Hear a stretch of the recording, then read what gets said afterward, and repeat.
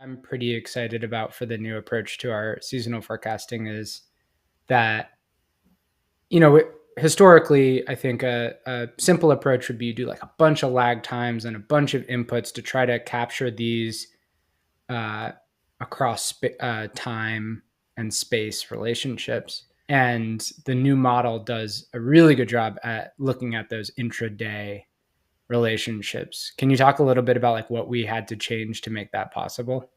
We are moving to a modeling framework that has an arbitrarily long history length and not as applicable here, but an arbitrarily long forecast period as well, Hmm.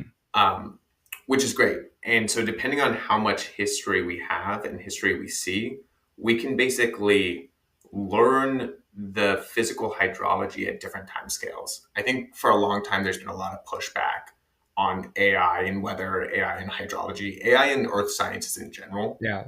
of just like, where's the physics? And I think there's just more and more evidence coming out that the physics is really baked into these models if you have enough and high enough quality training data. The Yeah. models are just able to learn the internal states and to learn the physics of things.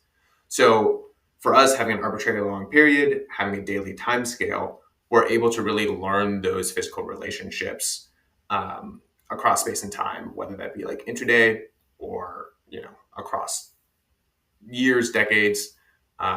And that's really powerful. And then one cool thing about the way that we're doing it is we have kind of this space for time substitution because we have this really, really broad training data set. You could say like maybe that model did well in this specific location last year, but the domain is shifting so quickly that it's not going to do well next year. But we can say, look, that the domain that it's moving towards, that's just like this other area that the model has seen really well. So Yeah. like I, I, have this cool space for time substitution that lets us like handle domain shift elegantly. I love that analogy actually because like if it what's unique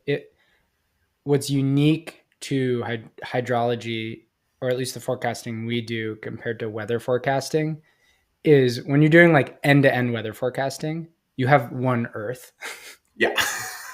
But with hydrology, we kind of have like many universes. Each watershed is a universe, and each end-to-end set of relationships is almost this parallel universe.